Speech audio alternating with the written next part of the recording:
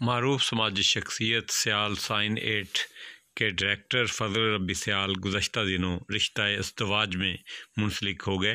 उनकी तकरीब वलीमा में मरकज़ी जमात अहले सुन्नत हवेली लखा के सेक्रेटरी जनरल मोहम्मद अहमद साजिद, हज़रत अल्लामा मौलाना मोहम्मद ताहिर नूरी ने उनको उनकी शादी की तकरीब पर मुबारकबाद पेश की।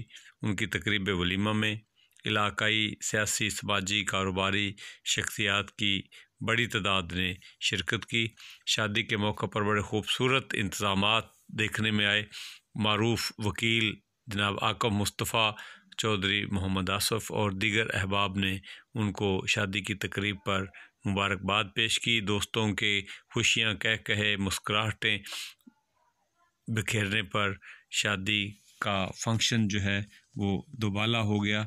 ये सारे मनाज़र आप हक मैरिज लॉन हवेली लखा उजरा रोड के आप देख रहे हैं, दोस्तों के साथ मेल मुलाकातों का। आइए आपको शादी के कुछ और मनाज़र दिखाते हैं।